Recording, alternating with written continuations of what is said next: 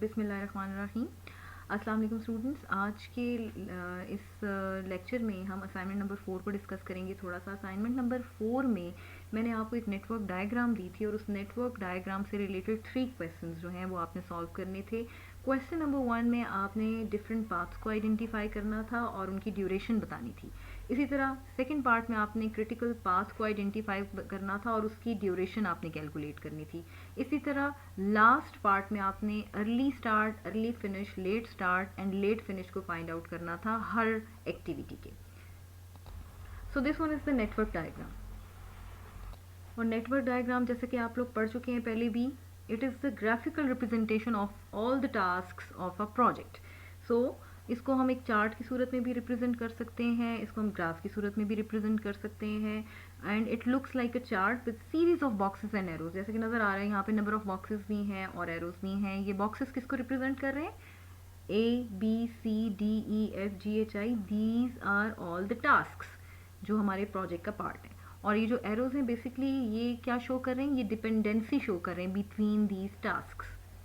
Late suppose अगर task B को हमने परफॉर्म करना तो उससे पहले ज़रूरी है कि हम टास्क ए और डी को कंप्लीट करें, then we can go towards task B. So जैसा कि आपको पता है कि क्वेश्चन नंबर 1 में हमने क्या करना था, तमाम पाथ्स को आइडेंटिफाई करना था और साथ में उसकी ड्यूरेशन बतानी थी। तो क्वेश्चन नंबर 1 के अकॉर्डिंग अगर हम पाथ्स को यहाँ पे आइडेंटिफाई करें तो पाथ्स में सबसे पहले हमारे पास जो फर्स्ट पाथ है स्टार्ट से लेके एंड तक, दैट विल बी, अगर हम एरो की डायरेक्शन को फॉलो करते जाएं तो first path is A, B and C. ठीक है जी। इसी तरह सेकेंड पाथ हमारे पास क्या होगा? डी, बी एंड सी। इसी तरह third path will be D, E and F. Fourth path will be G, E and F, and the last and fifth part is G, H and I. यहाँ पे एक और चीज़ जो आपके लिए मेंशन करना ज़रूरी है, ये जो नंबर आपको गिवन है, ये जो वैल्यू गिवन है inside that box, that is basically the time that an activity will take for the completion.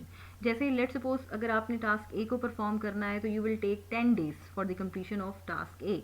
इसी तरह बी को कंप्लीट करने के लिए 12 डेज लगेंगे और सी को कंप्लीट करने के लिए 9 डेज लगेंगे। मतलब क्वेश्चन नंबर 1 का जो फर्स्ट पार्ट है वो तो हमने सॉल्व कर लिया जिसमें डिफरेंट पाथ्स को हमने आइडेंटिफाई किया। तो there are totally 5 paths in this network diagram. अब अगर हमने इसकी ड्यूरेशन कैलकुलेट करनी है तो ड्यूरेशन कैसे कैलकुलेट करेंगे? अब हमने डिफरेंट पाथ्स कंसीडर करने हैं और उनकी ड्यूरेशन कैलकुलेट करनी है। तो हमारे पास अगर हम बात करें पाथ्स की तो there were like 5 paths, ABCDEF, DBCGHI and GEF। अब यहाँ पे मैं आपको इसकी ड्यूरेशन फाइंड आउट करके दिखाऊंगी। ड्यूरेशन इज सिंपली आपने देखना है कि जो आपकी एक्टिविटी ए है उसकी कंप्लीशन के लिए हमें कितना टाइम रिक्वायर्ड था? 10 डेज। ठीक है। इसी तरह एक्टिविटी बी की कंप्लीशन के लिए हमें कितना टाइम रिक्वायर्ड था? 12 डेज। इसी तरह सी के लिए 9 डेज। इन तीनों को अगर हम ऐड कर दें तो we will get the duration, that will be 31 days. So the duration for path A will be 31 days. इसी तरह आप बाकी जो 4 पाथ्स हैं उनकी ड्यूरेशन भी फाइंड आउट कर सकते हैं। जैसे कि यहाँ मैंने बाकी पाथ्स की ड्यूरेशन भी कैलकुलेट कर ली। पाथ 2 के लिए 18 डेज रिक्वायर्ड हैं, पाथ 3 के लिए 26, पाथ 4 के लिए 13 एंड फिफ्थ पाथ के लिए हमें 16 डेज रिक्वायर्ड हैं। सो अब हम स्टार्ट करेंगे जी, डिस्कस करेंगे अपने सेकंड पार्ट को। और सेकंड पार्ट में आपने क्या फाइंड करना था? क्रिटिकल पाथ को फाइंड करना था। ठीक है। और साथ में आपने उसकी ड्यूरेशन फाइंड आउट करनी थी। तो सबसे पहले यहाँ पे आपके लिए ये जानना ज़रूरी है कि क्रिटिकल पाथ क्या होता है। क्रिटिकल पाथ वो पाथ होता है जिसकी ड्यूरेशन सबसे ज़्यादा होती है, जो लॉन्गेस्ट पाथ होता है आपके इस प्रोजेक्ट का। सो अगर यहाँ पे हम ड्यूरेशन चेक करें तो हमारे पास यहाँ पे किस पाथ की ड्यूरेशन सबसे ज़्यादा है? Yes, of course, जो फर्स्ट पाथ है which is A to B to C and that is 31 days। तो हमारे पास जो क्रिटिकल पाथ होगा that will be the first path A, B and C। और हमेशा याद रखें जो क्रिटिकल पाथ होता है उसका फ्लोट जब हम फाइंड आउट करते हैं तो हमेशा ज़ीरो होता है। क्रिटिकल पाथ का फ्लोट कैसे फाइंड आउट किया जाता है? इसके लिए ये फॉर्मूला गिवन है, duration of the critical path minus the duration of the path, it will gives you the float. अब फ्लोट क्या होता है? Basically float is the amount of time and activity can be delayed. किसी भी activity को आप कितना delay कर सकते हैं, that time is called basically float. इसको हम स्लैक भी कहते हैं।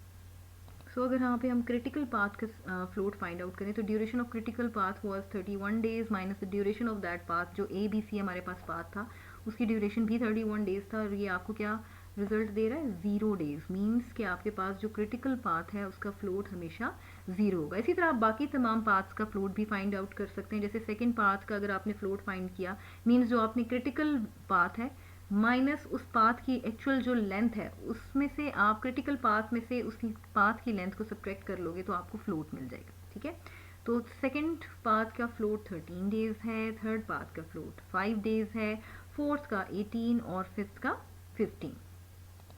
सो हमने इस तरीके से ये दो जो हमारे पास पार्ट्स थे, question number 1 and question number 2, उनका सोल्यूशन हमने देख लिया। हमने पाथ्स को आइडेंटिफाई कर लिया और क्रिटिकल पाथ को आइडेंटिफाई कर लिया और साथ में इनकी ड्यूरेशंस भी फाइंड आउट कर ली।